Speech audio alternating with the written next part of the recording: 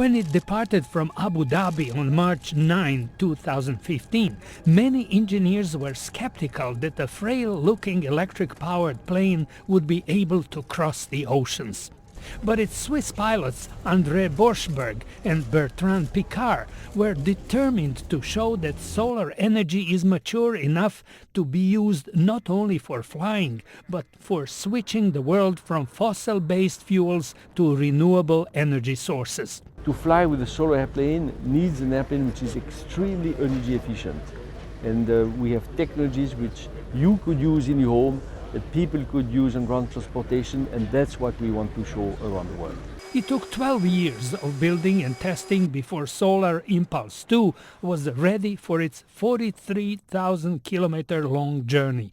In spite of its four 17.4 horsepower electric motors and a wingspan of almost 72 meters, the plane is not much heavier than an average car.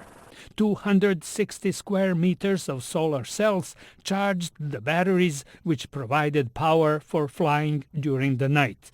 It has no backup power, no space for the second pilot, and the unpressurized cabin has no heat. Pilots had to train themselves to sleep only 20 minutes at a time.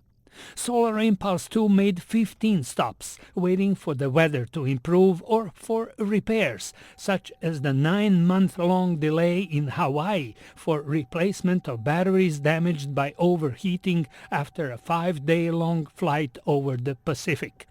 The whole journey was monitored by the Mission Control Center in Monaco.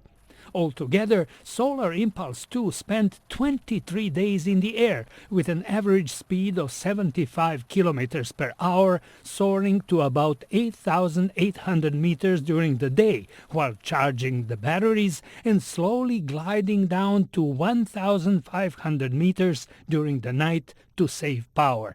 Upon their return to Abu Dhabi, Bertrand Piccard underlined the mission's message. More than an achievement in the history of aviation, Solar Impulse has made an achievement in the history of energy.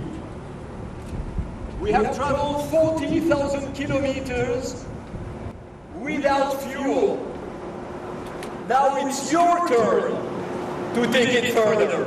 About 80 engineers and technicians cooperated in building the plane, which cost about $170 million, paid for by private donors, the Swiss government, and the European Space Agency.